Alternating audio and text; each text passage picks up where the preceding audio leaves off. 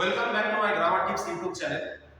আজকে সুন্দর একটা টপিক নিয়ে এসেছি, নাইদার এবং not. Either or neither not যখন বাক্য থাকে তখন স্টুডেন্টসরা কি হয়, কনফিউজড হয়ে যায় যে ভার্বটা কি বসাবো। দেখেন, নাইদার হি নর হিজ ব্রাদার হ্যাজ হবে না হ্যাভ হবে, done the job. Second example, neither Rohit nor his friends were present there. ভার্বটি কোনটি হবে? লজিকটা হচ্ছে, যদি নাইদার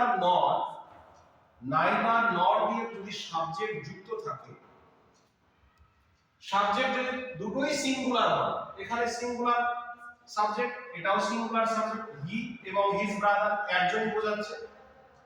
নাইদার নর দিয়ে যদি দুটো সাবজেক্ট যুক্ত থাকে এবং দুটোই যদি সিঙ্গুলার হয়, তাহলে ভার্বটাও কিন্তু কি হয়ে যাবে, সিঙ্গুলার হয়ে যাবে।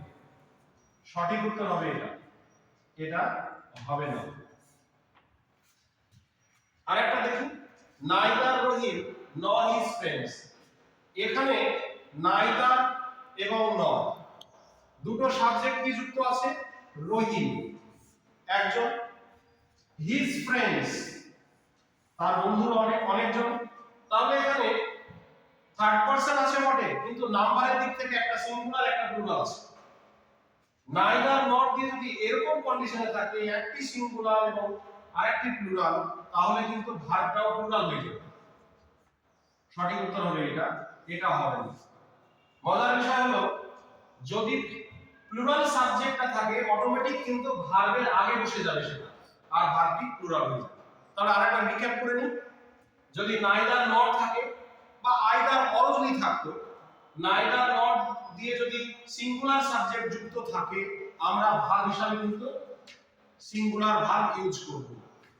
আর যদি নাইদার নট দিয়ে একটি সিঙ্গুলার একটি প্লুরাল এইরকম কন্ডিশনে সাবজেক্ট যদি যুক্ত থাকে, তাহলে আমরা অবশ্যই ভার্বটা প্লুরাল ব্যবহার করব।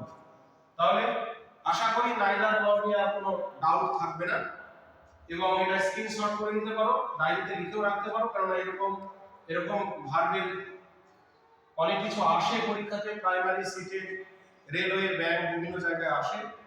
আমার ভিডিওটি কেমন লাগলো অবশ্যই কমেন্ট বক্সে জানাবেন। লাইক, কমেন্ট, শেয়ার, সাবস্ক্রাইব করবেন। ধন্যবাদ।